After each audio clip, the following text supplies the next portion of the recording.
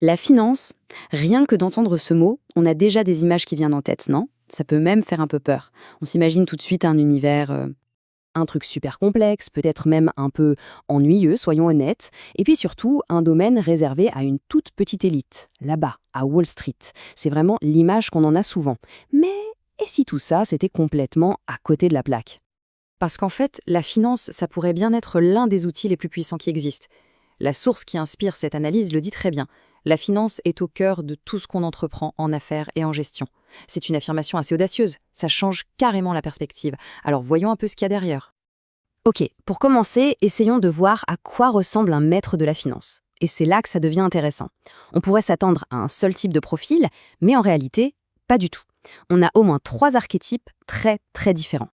D'un côté, on a le pur génie des maths. De l'autre, l'investisseur qui ne jure que par le bon sens. Et puis, il y a le grand patron, le leader charismatique. Franchement, trois styles, trois approches qui n'ont, a priori, absolument rien à voir.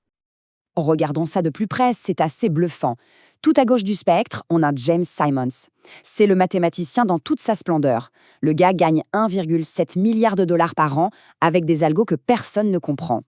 Carrément à l'opposé, on trouve Warren Buffett. Lui, il dit qu'il utilise juste des maths de niveau lycée pour construire sa fortune de 62 milliards. Et entre les deux, on a un profil comme Jack Welch, un ingénieur de formation qui a pris General Electric et a juste quadruplé les revenus. Alors, un matheux, un type super pragmatique, un ingénieur. Mais quel est le lien entre eux? Qu'est-ce qu'ils ont en commun? Eh bien, la réponse est étonnamment simple. Ils parlent tous couramment le langage de la finance. Et c'est ça la clé. Ce n'est pas une histoire de maths ou d'intuition pure. C'est avant tout une question de langage. Bon, d'accord, la finance est un langage. Mais alors, c'est quoi ces règles du jeu? C'est quoi sa grammaire? Eh bien, c'est là que ça devient presque trop simple. Figurez-vous que tout ce domaine, qui a l'air si vaste, ne repose en fait que sur deux piliers. Juste deux. Premier pilier, la valorisation des actifs. En gros, la question c'est combien ça vaut?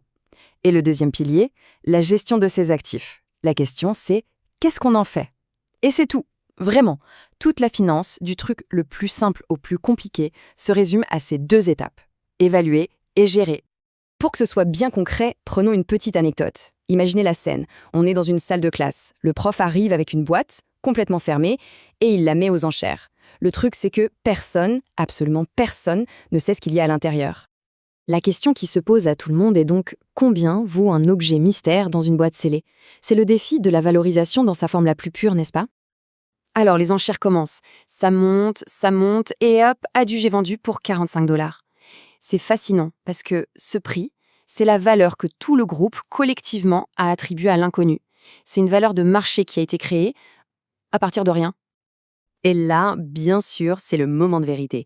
Le prof prend la boîte, il l'ouvre devant tout le monde et à l'intérieur, il y avait un iPod Nano. Ok, un iPod Nano, mais il valait combien à l'époque? 149 dollars. C'est plus de 3 fois le prix payé aux enchères. Et voilà, c'est précisément cet écart entre la valeur perçue et la valeur réelle qui est au cœur de toute la finance. Mais là alors, pourquoi un tel écart? Pourquoi est-ce que les étudiants se sont autant plantés? La réponse tient en deux mots, deux ingrédients qui changent absolument tout, le temps et le risque. C'est là que tout se joue. Si on enlève le temps et le risque, on fait de l'économie de base. L'offre, la demande, c'est simple, c'est direct. Mais dès qu'on ajoute le facteur temps, l'idée qu'un euro aujourd'hui n'a pas la même valeur qu'un euro demain, et le facteur risque, le fait qu'on ne sait jamais de quoi l'avenir sera fait, alors là, on bascule dans la finance moderne. C'est ça qui crée tout l'intérêt, tous les défis, tout le jeu. Ok, tout ça c'est bien beau pour les entreprises ou les traders, mais quel est le rapport avec nos vies?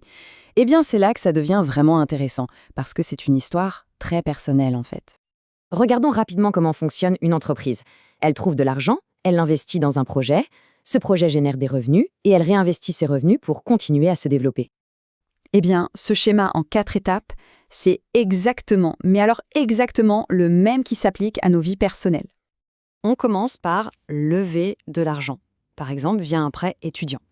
Ensuite, on investit cet argent dans notre éducation. Puis, on génère de l'argent avec un salaire.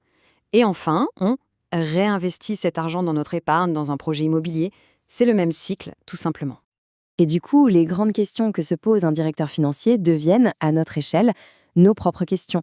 Combien est-ce que je dois épargner ce mois-ci? Est-ce que c'est une bonne idée d'investir dans ça? Est-ce que c'est le bon moment pour acheter ou vendre cet appartement? Comment je vais financer ce projet qui me tient à cœur? Au fond, les questions sont les mêmes. Et c'est ça, le point clé à retenir. La finance, ce n'est pas juste une carrière pour une poignée de gens. Ce n'est pas juste une matière à l'école. C'est une sorte de grille de lecture qui aide à prendre de meilleures décisions dans la vie, tout simplement. Et ça nous amène à une dernière question qui est peut-être la plus importante de toutes. En gardant cette grille de lecture en tête, quelle est la grande décision financière à prendre pour soi cette année? Avec ces outils, la réponse est peut-être un peu plus facile à trouver.